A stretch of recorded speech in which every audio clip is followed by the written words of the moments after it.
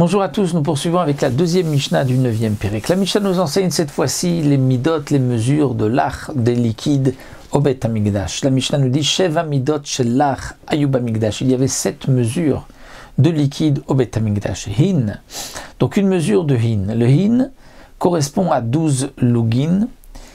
C'est une mesure marquée dans la Torah, hin, puisque dans la Minchat Nesachin, on parle aussi de Chatzi Haïn, ou Shlishit Haïn, ou Rvi'it Haïn, en fonction de la quantité donc d'huile ou de vin que l'on a mené dans la Minchat Nesachim.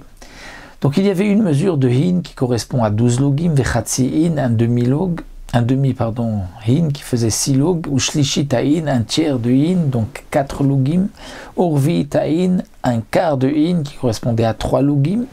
Il y avait un log, un demi-log, et un revit log, un quart de log. Le revit, le fameux revit dont on parle pour le kiddush, le revit pour les arba kosot, c'est toujours un quart revit du log.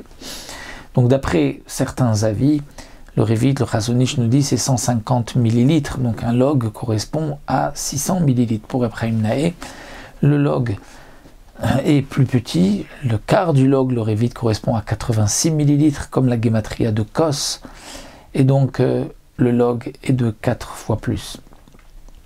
Rabbi Eliezer bar Tzadok Omer, Shnatot Ayubain. Pour Rabbi Eliezer bar Tzadok, il y avait une mida d'un hin et il y avait des petites dents, c'est-à-dire on avait fait des entailles dans le récipient et c'était marqué Atkan la part, jusque-là pour le taureau, puisque le taureau il fallait un demi hin, Atkan la haïl, jusque-là pour le bélier c'était un tiers de hin, donc 4 logim, et atkan la keves, et jusque-là pour la brebis, le mouton, c'était donc un quart, qui correspondait à 3.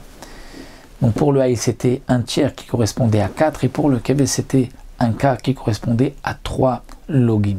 Donc pour Rabbi Eliezer bar Tzadok, il y avait une mesure, il y avait des petites dents, il n'était pas nécessaire de faire une mesure de Chatzi Haïn, de Shlishit Haïn, de Revit Haïn, contrairement à ce que nous l'avait dit Tanakama. Rabbi Shimon Omer lo yasham hin. Rabbi Shimon dit la mesure de hin de 12 logim, elle n'était pas nécessaire au Bet Hamikdash, il n'y en avait pas. À quoi le hin a servi? Il n'a servi que à une seule chose, pour le shemen amishra, l'huile d'onction, et l'huile d'onction que Moshe Rabbeinu avait fait, avait été gardé et avait été ensuite caché à côté du Aaron HaKodesh, donc il n'y avait pas eu une deuxième huile d'onction, il n'était pas nécessaire d'avoir cette mesure. Comme nous allons le voir dans la Mishnah qui suit, il y avait aussi donc pour chaque mesure une nécessité au Bet Hamikdash. Donc nous avons vu, hin, les 12 login, c'était pour le Shemen HaMishra, d'après Tanakama il y en avait, d'après Rabbi Shimon, non, il n'y en avait pas.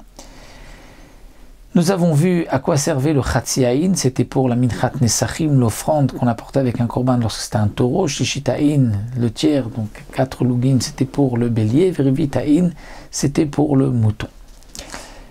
Pour Rabbi Shimon, puisqu'il n'y avait pas le hin, il y avait quand même une autre mida. Et la mida était Rachel log ou merza ita sheba yemodem minchat kohen gadol. Il y avait une autre mida d'un log et demi.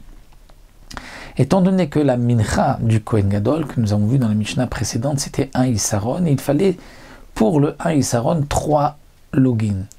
Mais comme on avait divisé un demi-Issaron le matin, un demi-Issaron l'après-midi, le log aussi était divisé. Il fallait dans l'huile un log et demi le matin et un log et demi l'après-midi. Donc c'était cette mesure en plus d'un log et demi, Sheba Yamodei Minchat Kohen Gadol, avec lequel on mesurait pour la mincha du Kohen Gadol, log ou merza babok, log merza ben arbaim, un log et demi le matin, un log et demi l'après-midi. Donc là nous avons vu les premières mesures, donc hin, chatzi haïn, shlishit haïn, rvi'it haïn, et pour Rabbi Shimon il y avait un log et demi, et nous verrons dans la prochaine Mishnah à quoi servait le rvi'it, et le demi-log, et le log lui-même, ça nous le verrons dans la Mishnah qui suit.